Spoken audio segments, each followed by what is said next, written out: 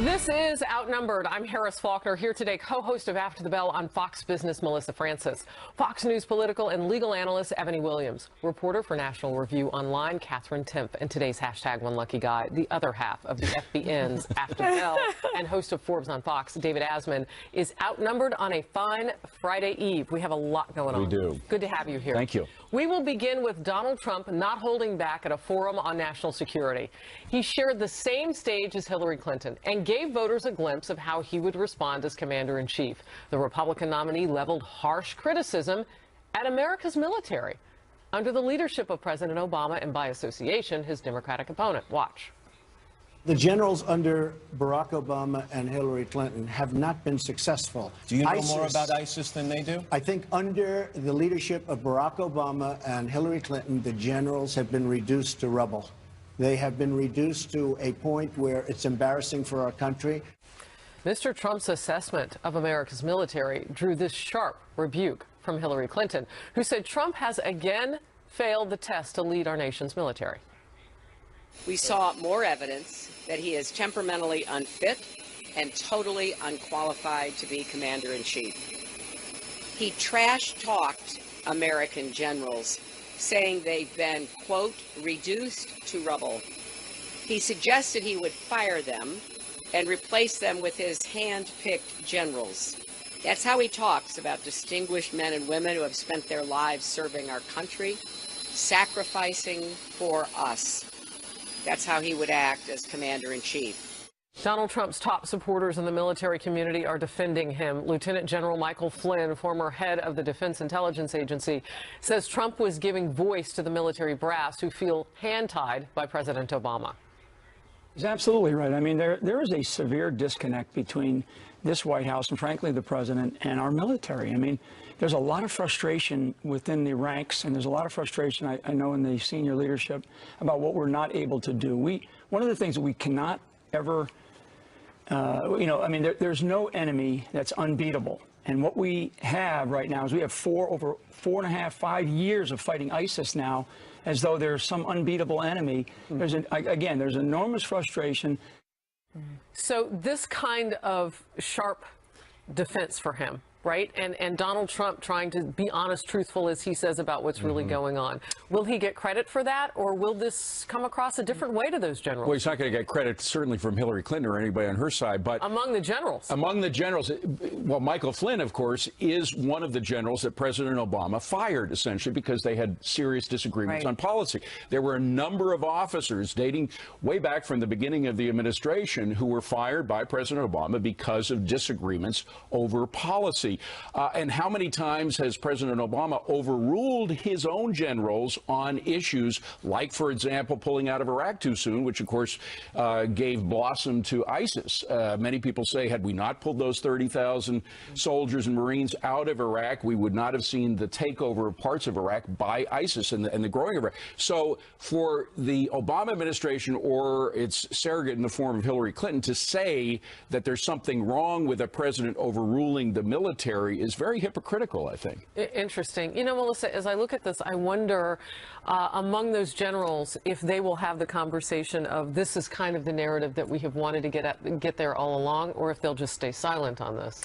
I don't know. I mean, it's interesting. So I saw Mike Flynn speak before he ever came out on TV, before the book came out, before he ever became a supporter of Trump, and he was even angrier at that time than he is now, and he said all of the things even more vehemently than he does now about how the Obama administration has tied the hands of generals and what has happened around the world as a result, how we've lost this war to ISIS, how we have to bring it back together, and all the things that he's saying now are not in support of Trump necessarily as much as what he truly believes. I'm also so tired of everyone saying this one's not qualified to be president, this one's not fit to be president. Like, it's so repetitive, it gets so annoying. Also, just seeing the way that Hillary twisted that narrative, he wasn't really trash talking generals so much as he was trash talking Obama and her, but we live in a world now where a lot of people just read single tweets or headlines, and the under the leadership of part is missing from all of these. It just says, he said they've been reduced to rubble. Well, it's a very nuanced criticism, I think, that Donald Trump is offering. You're right, Kat. He's saying a very particular criticism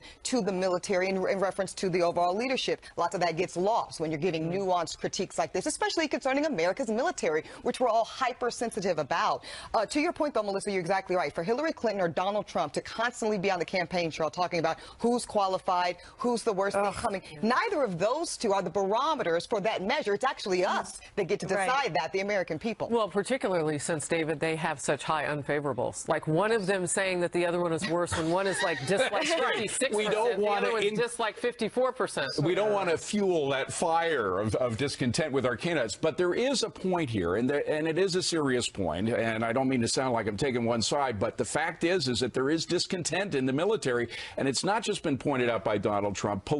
Politico, which is basically an anti-Trump publication, came out with a big piece a couple of years ago talking about the discontent in the military about President Obama. Let's face it, he does not have that militaristic background that some people say Donald Trump. I know Donald Trump didn't serve, but he had a lot of connections with the military that President Obama did not have before he became president. Well, so then the big question becomes, I mean, with his big proposal speech yesterday and the two of them going back and forth, do the issues come to the top? Did they rise the cream to the top? I think they do. Or will it be this battle between you're unqualified, I'm unqualified? No, and Trump really did focus on the issues. He also took some hits at Hillary, no question, yesterday, but he was very issue-based, I thought, yesterday. Well, she's about to speak again. We are awaiting Hillary Clinton at a rally in Charlotte, North Carolina. She's set to speak today, a day after getting pressed over her emails at that Commander-in-Chief forum. It was a mistake to have a personal account. I would certainly not do it again. I make no excuses for it. It was something that should not have been done. But the real question is the handling of classified material. Classified material has a header which says top secret, secret, confidential, nothing. And I will repeat this, and this is verified in the report by the Department of Justice. None of the emails sent or received by me had such a header. Not true. Today, hold on. Today, the House Oversight Committee is holding the very first of what could be several hearings looking into whether Hillary Clinton lied to Congress over her emails. Chairman Jason Chaffetz also wants an investigation into possible obstruction of justice by Clinton or her aides, all after learning her emails were deleted after Congress put out a subpoena. Here he is earlier. So you had two preservation orders in place. You had a subpoena. You don't destroy documents after you get a subpoena. These are federal records. There's a consequence to that, and it's, I don't think, a coincidence that more than 2 years after she left office, suddenly she gets a subpoena, and then less than 30 days later, these documents are destroyed. Meanwhile, FBI Director James Comey is defending the investigation and the release of the Bureau's findings on that Friday before Labor Day weekend when people were heading to the beach and doing all sorts of things. Okay, so you heard her drop that the DOJ had confirmed everything that she's saying. The DOJ, she just skips right over Comey's team? Right. Not only that, I mean, they were marked classified. They had the C on top. I mean, that's been a big subject. She said she didn't know what the C meant. C stood for cheesecake. Right. Right. She said she didn't know what it meant. She said it was like A, B, C, and she just thought it was like the third item on the list. And then later she was shown something else and she did know what it means. I mean, she can't even keep her lies straight. It's unbelievable to me. Also, she said that right after she said, I'm not going to make excuses. It was, what, 15 seconds? She says, yeah, but they weren't marked in the header. You knew what you were talking about. Even if they weren't, you knew what you were talking about was sensitive. And with any knowledge of, I mean, you're Secretary of State. You should know that you're either an idiot or a liar. We can talk about this at 37,000 feet and what she should have known, so on and so. Some are arguing she's handling this like a boss because this is not really making her shake, except for the pesky polling. It's tightening now. Yeah, I would disagree with anyone saying she's handling it like a boss for this reason, Harris. She could handle it like a boss by getting in front of it, offering a real apology. Here's the problem with the Hillary Clinton email apology. It is always followed by, I am sorry, but. And anybody knows in communication, when you say but, you erase everything you say before that term. So she's not truly sorry. She says she'd never do it again, but then she offers all these explanations as to why it was okay. Can I just say one thing that was missing from her answer was the question. Remember, the question last night came from a Navy vet. He was an intel officer who said, and I'm quoting him directly, "You clearly corrupted our national security." That contrast was not missed. I don't think anybody watching the entirety of that program could miss the contrast of a Navy intel vet saying, I would have been arrested for doing what you did, and you put our national security at risk. You corrupted our national security. That was very powerful. That's important. A quick point about Comey. We discussed on the Riley Factor last night about the issue of James Comey's credibility, and Bill said it's all lost for him. I do respect Comey for saying he understands that people are questioning his credibility around this at this point. He put out this memo. He's at least offering an answer, and he says this: yes, I dumped them on Friday, and I knew I would take heat for it, but the reason I did it is I promised transparency, and it's certain that when they were ready, I gave them. They were ready on Friday, I gave them to the people. But the most important point, he said, there's more to come. And there's more to come, and we will get more. So I credit James Comey for that. Okay. Remember early on, some of us journalistically had sources who were saying that if this didn't bring an indictment or a closer look by the DOJ, that there would be some leaks for people who would be exiting rather, through retirement, attrition, whatever it would be. We haven't seen that. Right. The story's not over. We'll watch. I agree. Okay, Sunday marks 15 years since the September 11th attacks. Tomorrow, lawmakers will vote on a bill to allow victims' families to sue Saudi Arabia, where most of those hijackers came from. But President Obama says he will veto that. Why? And is that the right move? And a huge gaffe from one of the people running for the White House, Libertarian candidate Gary Johnson. What is Aleppo? And we'll show you. Debate the consequences. By the way, he's, got 9 or 10% in some of the polling. So does he get that back into the mix? Well, look. And after the show, here on TV, we pop up online. We'll chat. You can click on the Overtime tab on our foxnews.com/outnumbered page. We'll be there. And then you can watch us on Facebook Live. We love that. Our handle there, Outnumbered FNC. And, of course, go on, put them up, our Twitter handles. And we're all on our phone during the commercial breaks and sometimes even during the show. Stay close.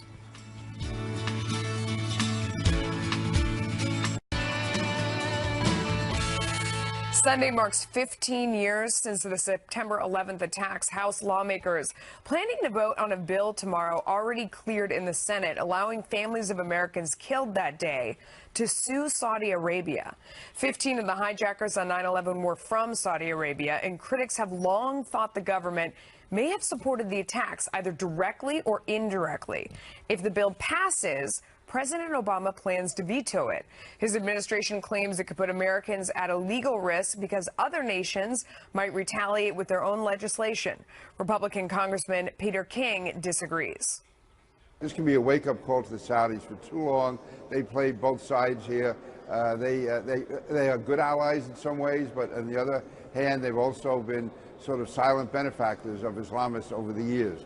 These families have waited long. This gives them an opportunity for justice. Really, justice is the word here. Not so much the money, not so much any of the extravaganza about it, but justice, that these families can feel that they had their day in court.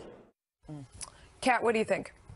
It's so complicated. It's such a complicated issue. I'm glad that I don't have to be the one making this decision. But in general, I mean, we have let them get away with so much, using always this same excuse of, well, we don't want them to retaliate, we don't want them to do this, but that does show kind of a weakness. But at the same time, we don't want to put us at risk.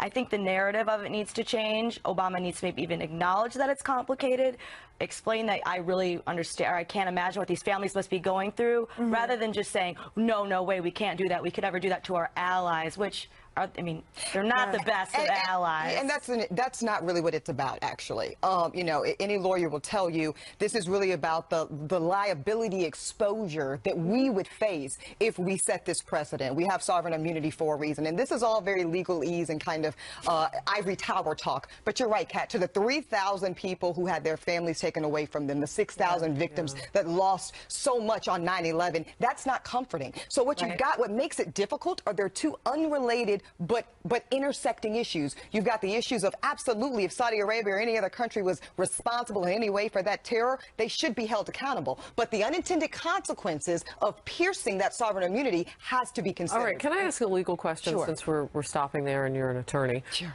Is there any other legal way for the government to maybe handle this on behalf of these people? I am delighted you asked that, Harris, because I think so. I think this is where our State Department can go in here and basically negotiate something, what we call like a consent treaty, if you will. But we know why they won't do that, because they've also, this particular administration has also recently told families that you're on your own if someone is taken. And so when you look at that kind of, which is separate from this issue, but it's along the lines of whether or not the government is being sensitive. Can I just bring up the elephant in the room, though, which is that there's no country no ally, let me put it that way, the United States, like Saudi Arabia. Saudi Arabia practices a form of Islam, which is radical Islam. The Wahhabis that formed the Saudi Arabian government years ago basically are the radical Islamists that we are now, or that a lot of whom are at war with the United States. So it's a very particular, I know they have modernized, I know they're in the process of it, but you look at the way they treat women, you look at the way they treat their own people in general. This is a country, if they support radical Islam, they have to pay the price. As true as that is, though, David, unfortunately, we can't isolate them, even though their behavior is very specific around the whole sovereign. But they've got the money and they've got the responsibility. I don't know about the argument of the sovereign immunity, though, because, I mean, that really takes into account that other nations are respecting our law. I'm not sure they're necessarily, I mean, I understand that that's the basic premise, but I'm not sure they're deciding whether or not they're really going to sue us. I don't think it's saying that, though, Melissa. I don't think it's saying they're respecting our law. I think it's saying that we're giving them a pass and they're giving us a pass. That's really the underlying. It's having the State Department, as you said, not advocate for those families is similar to us also not wanting to get involved when Americans are taken hostage. I mean, it is a bigger issue with the Obama administration. Right, standing up for families here, absolutely. All right, NBC host Matt Lauer taking some heat from liberal commentators and Democrats over his treatment of Hillary Clinton during last night's Commander-in-Chief forum. But what is it really sexist? Plus, we know candidates make flubs on the campaign trail, but my goodness, you see this one? Oh, poor guy. How much will it hurt the Libertarian candidate, and whom could it help the most? What would you do if you were elected about Aleppo? About Aleppo. And what is Aleppo? You're kidding.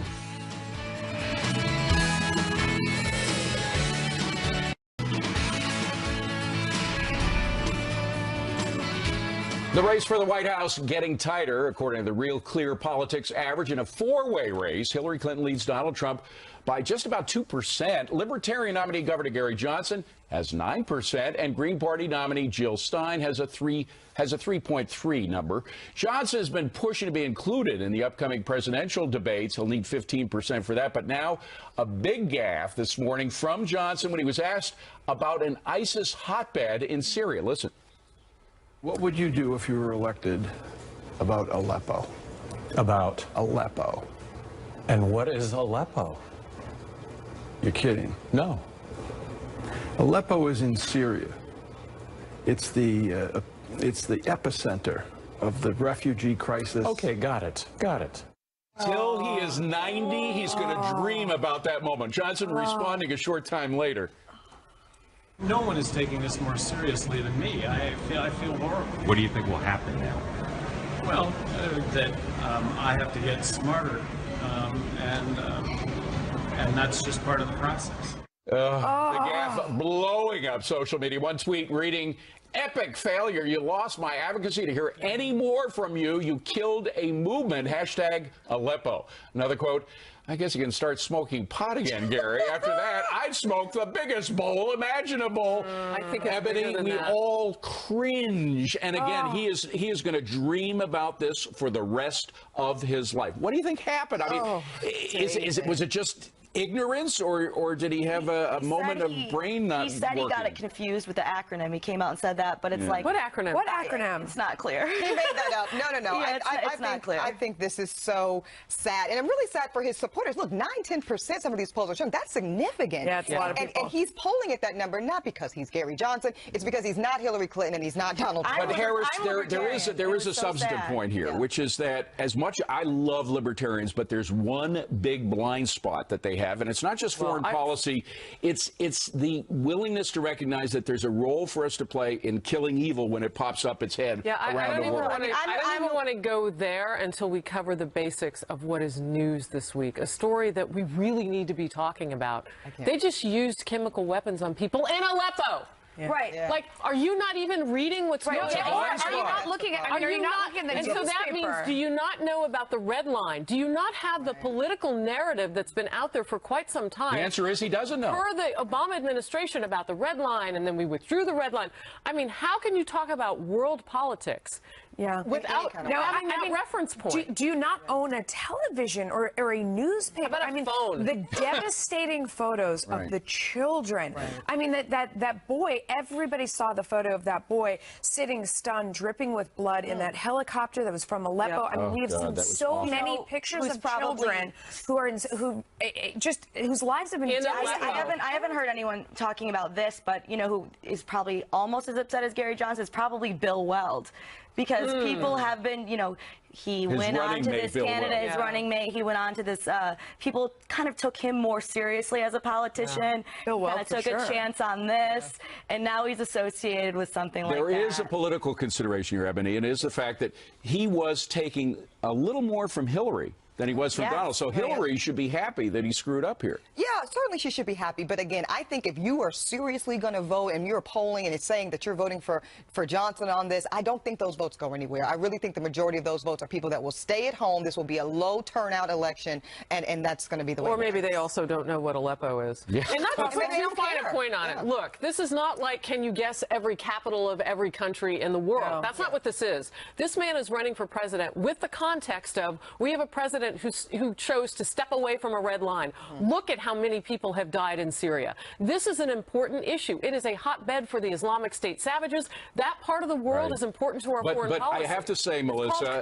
that I have known libertarians for 40 years, and I've been drawn to them at various times in my life, and always the deal breaker for me has been this idea of not really recognizing evil, and that sometimes there is a role to play for the United States. I don't know what Aleppo is. Come on, please. But he's saying that he's not engaged in that conversation. That's what you're saying, and it's very true, is that he's not engaged in the idea of what's going on over there. And I think that's absolutely true, and that could be it. But also, like, the blank look in his eyes at that moment, that was really strange. I mean, I don't know if that was just a not recognition or if there's something else going on there. I mean, so that 10%, there was a lot there. Where does it go? I mean, some of those people, as Eboni said, will stay home, but now if that's back in play, are those people more voting like independents? Which direction are they most? I think a lot of people are going to stay home. I really do, because a lot of the taking from the Democrats is because they had been Bernie Sanders supporters, and a lot of these Bernie Sanders supporters are very, very mad about what happened with the DNC leaks. They're not going to go out and vote for Hillary. Okay, well, we may hear more from Gary Johnson. Be sure to tune into Your World today at 4 o'clock.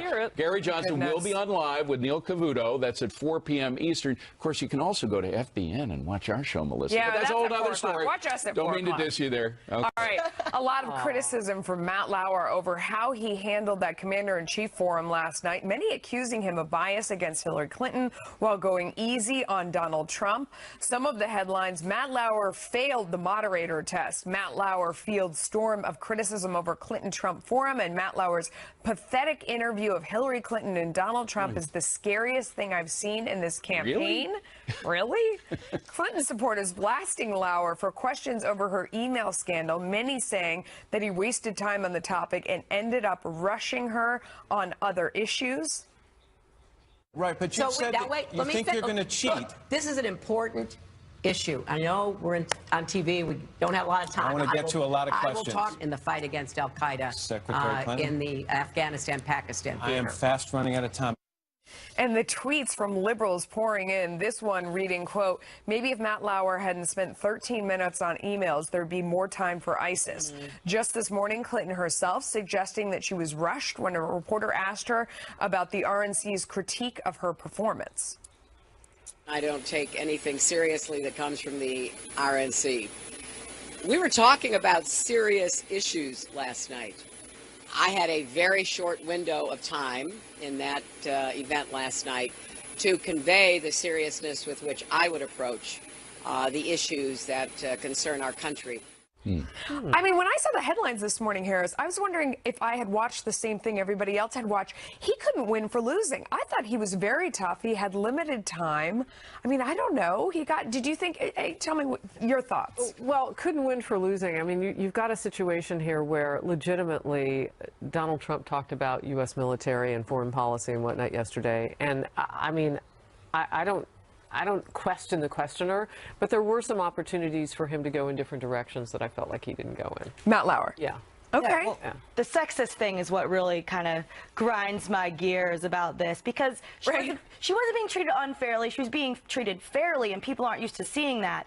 And I don't think they've gotten to use the sexist call out as often. So I think even the most ridiculous things they do, like remember in the debates where Bernie Sanders, she kept interrupting him, and he said, "Excuse me, I'm talking." If you read the headlines after that, you'd think he said, you know, like, "Shut up, woman, a man is talking." And hit her at the same time. Exactly. That's how ridiculous it is.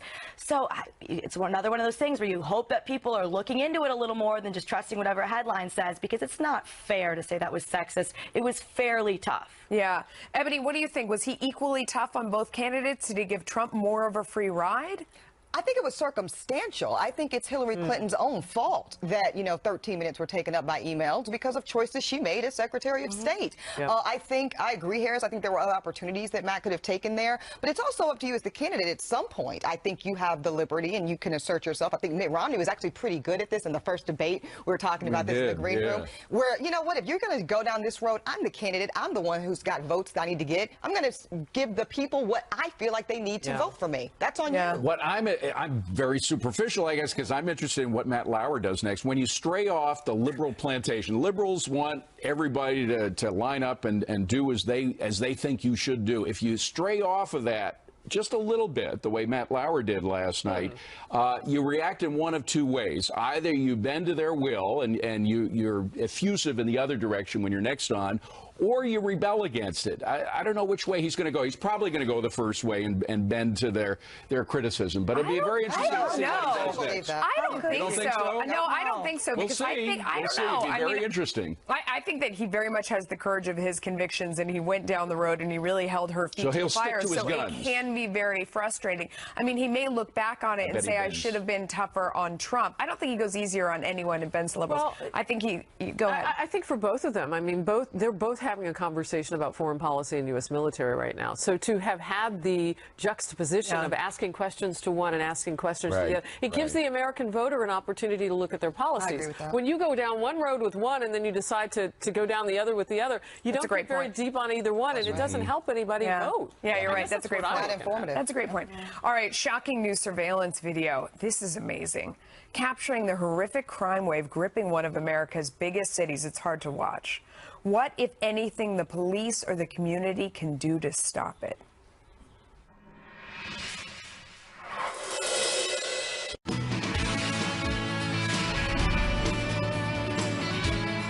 We report all too often on the horrible violence gripping the city of Chicago, but this new surveillance video brings the story to home in a chilling way.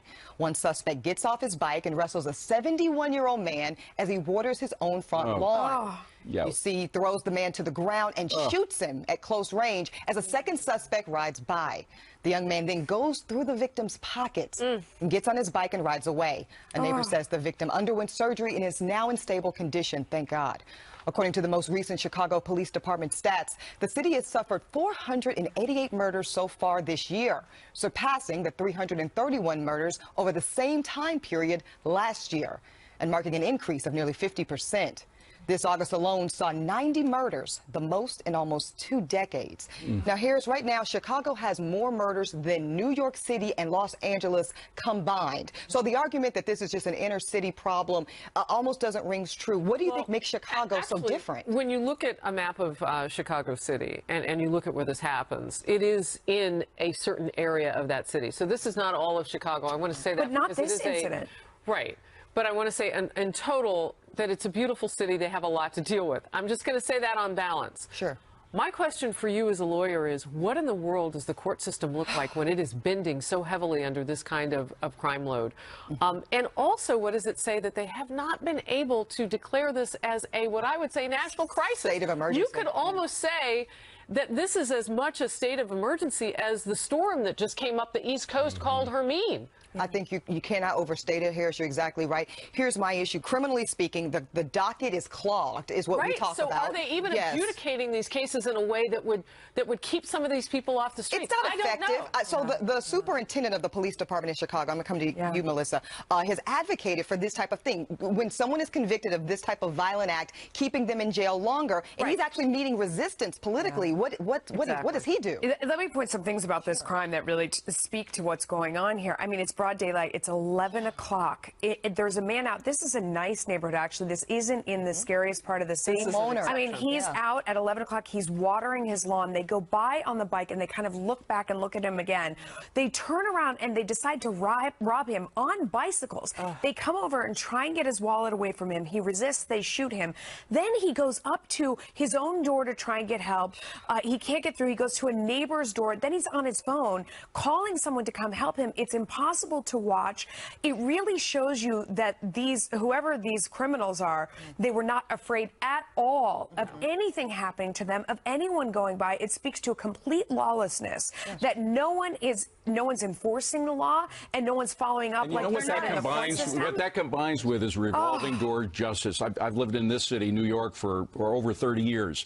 And there was a period where we had the revolving door justice. Practically every violent crime that became a big front page story, there were prior offenders, and very often prior offenders with guns. I wouldn't be at all surprised. Hopefully they'll catch these guys when they do, if they didn't have priors on them. We got too much. We also have the war on cops. Let's not forget the war on cops. I bring Heather McDonald's book with me wherever I go. I mean, there is a war on cops, and there are consequences when you have a war on cops. The lawlessness gets out of control. Let me go bring you in, Kat, real quick. So that's one thing, and I would submit that this violence we're seeing is a symptom of another problem. So you have Donald Trump or Hillary Clinton talking about education, talking about job and job creation, because many are attributing this to a lot of males, and black males in particular, who don't feel they have a future, and so they're resulting to absolute lawlessness and recklessness and a flagrant disregard for life and community, I would say.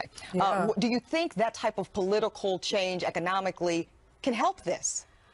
I'm sure to an extent, but I think the most interesting thing about all of this is that when people talk about gun control on the left, they don't talk about this because it doesn't fit so neatly into their narrative as, say, let's keep guns out of the hands of the mentally ill, and because, you know, like this crazy white guy or that guy, you know, someone shot up a plant, you know, an abortion clinic, something like that. This kind of interferes. We're talking about incarcerating people, a lot of people who are African American, and that goes against their narrative of needing criminal justice reform, which I totally agree that we do. But we're talking about somebody with weapons charges, violent crime, that needs to be taken seriously. I agree. A no tolerance standard indeed. Zero. So Starbucks unveiling a new series of original videos this week aimed at capturing what the company calls genuine moments of humanity. But some are saying they're taking it a little too far to the left. Stay with us.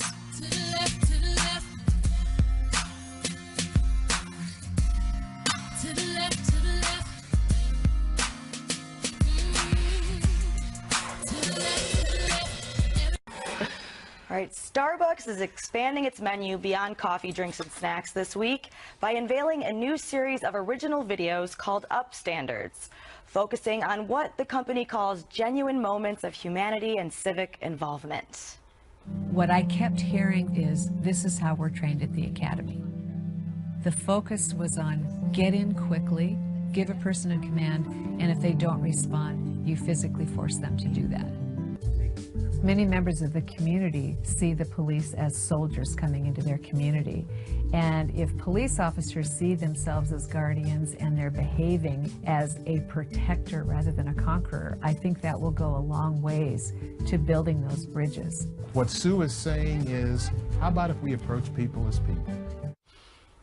This as Starbucks CEO Howard Schultz formally endorses Hillary Clinton for president, with Schultz saying Clinton has the ideal life and professional experience for the job. All right, yeah. So first of all, David, what do you think? Are people going to actually stop going to Starbucks now, though? Right? Is anyone going to vote for Hillary Clinton? I mean, who thinks anyone cares? Yeah, well, the truth is we've known how he's felt for a long time. We know which way remember they had that big to-do when they took the Christmas symbols off of the coffee a year ago. Remember. So that's fine. Look, it's what they do. It's what private companies have a right to do. Chick-fil-A, for example, went on the other side. I mean, so you have private companies sometimes being to the left, sometimes being to the right. I don't think it affects their base one way or the other. Yeah. I think the free market will decide whether or not this really goes over. I didn't go to Starbucks this morning. Sorry. Do you get a discount if you have an oppositional political view? Right, exactly. I mean, Starbucks also, when we were playing those videos, Melissa, you said, this is Starbucks. They keep trying to get involved in these issues. You remember the Race Together campaign where they were encouraging people to talk about race with their baristas? I thought it was about running. I wore a hidden camera and made a video doing what they suggested. Right. And I had a huge line behind me and I was asked to leave. Oh. So, I mean, do you really think that maybe you should focus more on coffee and less than this? I mean, is your heart warmed or... I think it's ridiculous. I mean, I think if you're a shareholder, you should think about how much money are they spending on this? How much money are they spending making these videos? How much business did they drive away when they were telling people to race together and have the hashtag and watch it and decide whether or not you want to own the stock? When I saw it left a bitter taste in my mouth, and just because I don't want my politics dictated to me by my coffee brewer. You know, I mean, please, I just want to get my food and go out. I deliberately didn't go there this morning because I had read about this and I read what he said about Hillary Clinton. Oh, but I think I'm in the minority. Most people don't know it's there. They don't hear about it. They don't care. They're grumpy. They need caffeine. They go to Starbucks. But if I was a shareholder, I would ask, how much did you spend on making that video and why did you do it? That was my money. So in just the last couple of days, we've had Vice President Joe Biden come out and say that she needs to warm her heart. And now we have a hot coffee company saying that they're going to endorse her. What does that say for Hillary Clinton? I'm just asking. She needs a lot of help, Harris. That's what it says to me. And that's true. And I think that she will admit, you know, that's just not her strong suit. That's half of it, Melissa, you know, your perspective, and I think it's completely respectful. But I also think that there are people that will go to Starbucks for this reason. They see what's going on in Chicago. They see what's going on in America, and they're disgusted. And if it's a little video that for them reflects positively and for them reflects a positive aspect of our humanity, they might be intrigued to go there more so than, say, a competitor. Yeah, but in terms of actually endorsing her, do you think anyone's thinking, oh, nobody cares what he thinks. I'm undecided. No. They have the good coffee guy says Hillary. All right, I'm going to go with that. I'm a single But you think it'll help her business? I mean, help Starbucks. I think it could help Starbucks, but this is separate from my analysis of the Hillary endorsement. I think it'll help Starbucks. I'm with Melissa. I think some people might be turned on or off for a day, and then they'll go back to their regular habits. I hadn't thought of the shareholders, though. I mean, I would be upset either way, whichever politics, because that's not about the green in the cup. Their justification is that they think their customers want to feel involved, so this helps them feel like they are more engaged, and it helps their customers, and it's good branding, it's good selling, and in the branding sense, you know, they want to feel like they're, you know, they want to getting create a involved community. in the Yeah, issues, I think and they're part of Starbucks wants to feel like they're community. creating a community. Yeah. I guess. Sorry, Pat. All right, all she wanted was a nice cake for her 18th birthday. Problem was, she wanted it to say Trump 2016. The bakery turning her away. No cake for you. What? Now we all want cake. I want cake.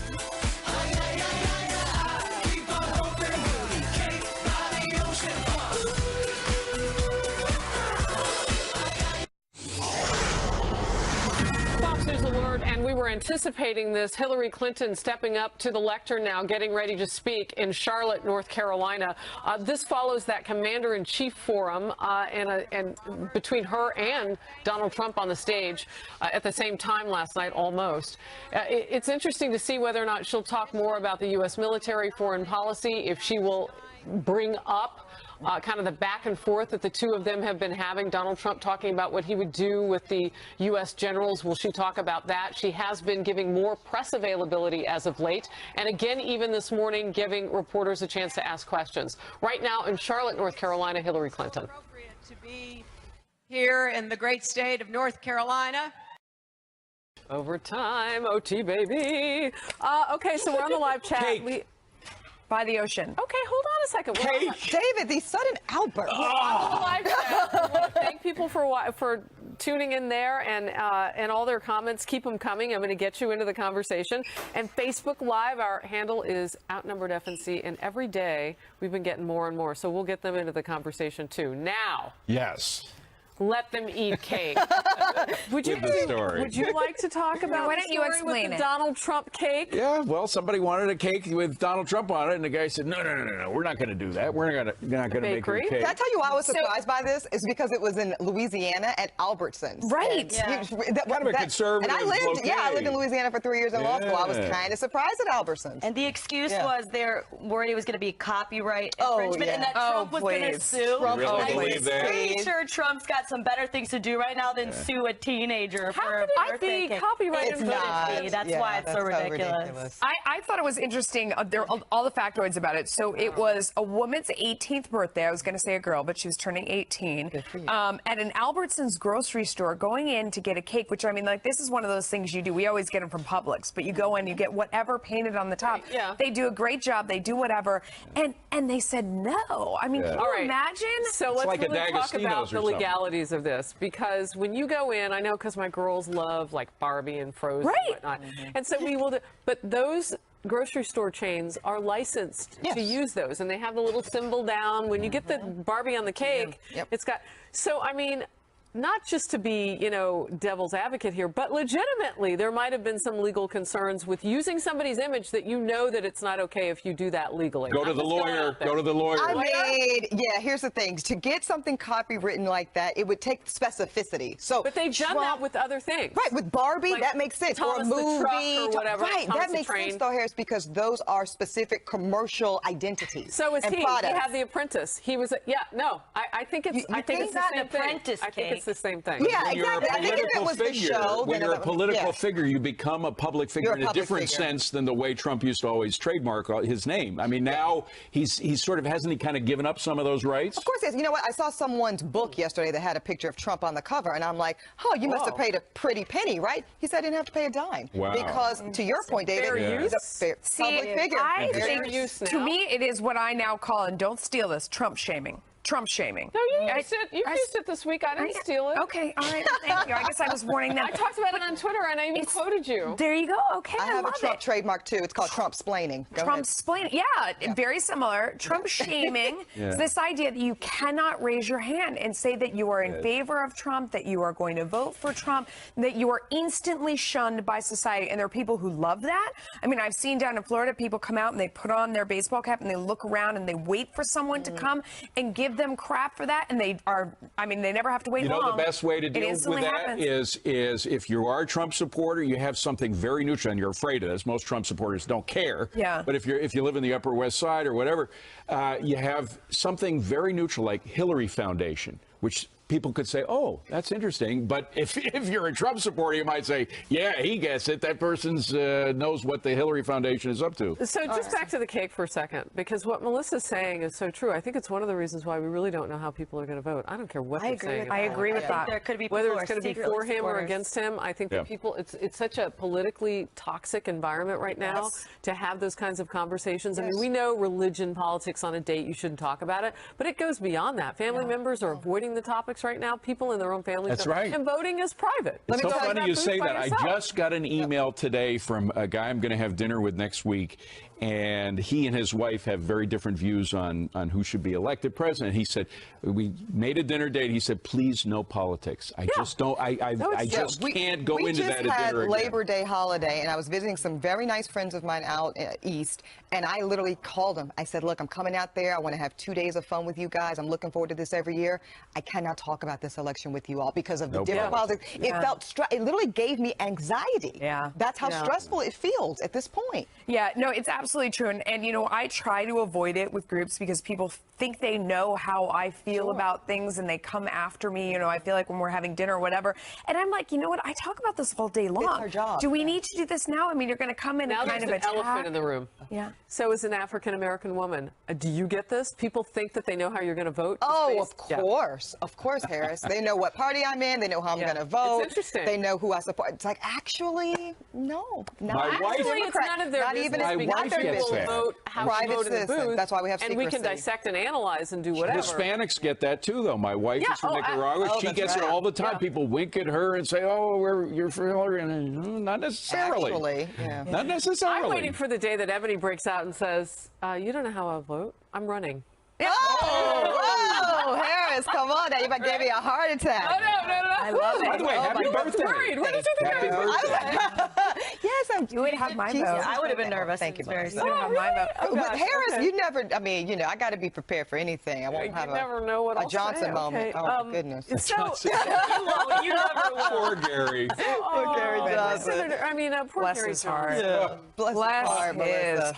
Catherine, you know, you said something during the show, and I thought about it and thought about it. And libertarian. I mean, you're already outside kind of the box, you know, that proverbial box. And you're willing to think outside these two parties and to get excited to the point of, at one point this summer, we even saw his numbers going up, Gary Johnson, in some polling in battleground states north of 12, 13, 14%. Some talk that would he get into a national debate. But enough support that he was legitimized by people really liking him. He's been raising money. What happens to Gary Johnson now that he does not know what Aleppo, Syria is? This is really bad because, as you were saying, it's just not a matter of, oh, I don't know this one city. It's, have you read anything about Syria? Right. Is what it sounds like. There's no way to know what happened. But as a libertarian, I know what Aleppo is, and I don't want people thinking that because I'm a libertarian that I don't know what Aleppo is. I think a lot of us feel lost by it. It's obviously disappointing. I mean, it's just kind of. Were you like, going to vote for him? When I was watching it, I thought it was satire. But I mean, are you talked about how it's private, David? I know it's private, but the point is, you say you're a libertarian. Some people say they're a Republican. Libertarian. Okay, that's the point. If you're a libertarian, you're behind the libertarian candidate, but you're a small L libertarian. Yeah, well, wait. I don't think that's true. If you're a big L libertarian, you're not for Gary? I don't think that's necessarily true because you're assuming that, and this is why I refuse to belong to a party. Really, in my heart of hearts, I'm a little I independent because I'm going to decide little I independent because I'm not part of the, because if you're by definition, you're part of the independent party. No For me, independent party. I'm not willing. Yes, I am not willing to say that I'm part of a party. It makes me feel like, okay, I'm blindly going with how they feel about all this. I decide every single issue individually based on that issue, and I refuse to be part of any type of a herd. Me too, Melissa, because it also takes away our political leverage. When you blindly align yourself with a party before you've even heard their agenda, what are you saying? Yeah. I don't know. But that's one thing this election has been.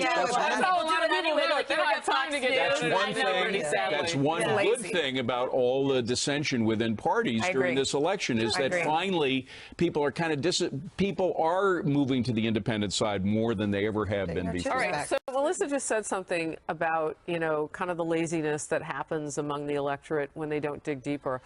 I put it squarely on the shoulders of some of us as journalists. I do. I think that when we ask questions that really go to whatever the heat of the moment is rather than really getting to the issues, we're guilty of it too. We are. And it's hard. I mean, I'm just being honest. And I catch, you know, I'll be watching something and I catch myself watching more and more C-SPAN. And I know you guys tease me about that. But that's part of the reason why I do. Because I'm just watching it raw. Yeah. Yeah, you want to watch it as it comes in. Sometimes really confusing camera work. Well, it's all right. It's like, why are they showing the or lack of camera work? But ratings are important, and we want ratings, and we don't want to get bogged down in so many details that people turn us off. Worried about ratings, which maybe no, they're not. So, David, I guess my big thing now is how do you break in the middle? Like, what's the happy medium? And I hope it is when you get a moment with a candidate, as we were talking about during the TV version of us, as Matt Lauer did. And if the forum is that, if the forum is a news conference, if it is a debate, whatever it is, that you ask questions that really reflect what the issues are of our time. I know it's hard sometimes, but I do think it's really important. It's up to us to know all the details. And that should rate, by the way. It should rate, but that's, I mean, frankly, we have to do a lot more work than the people out there watching, because we got to know the details, it's just so that we can bring them into the conversation in ways that we won't lose the audience at the same time. It's a difficult challenge, but we got to do it. I'm seeing something on the live chat. Rocco says, hey, Melissa, Harris does watch your other show. How do they know I'm watching it? Oh, because I tweet about it. Oh, you're so sweet. And because you've been on with us. It's true. It's true. By the way, if I'm liking what you're saying, it is not because I'm coming to your house and want to bake cookies with you, although I might. It's because I want to get your comments in here, so thank you. Senator Bulworth, I don't think he's a real senator. We're talking about the Starbucks thing. So we'll see how it goes. Fun to have you. Thank you very much. Thank you, ladies. TV marriage. You put me in the middle. We'll be back at 4. All right. You'll miss Neil, but you'll catch us. I won't be in the middle. Bye. That was fun.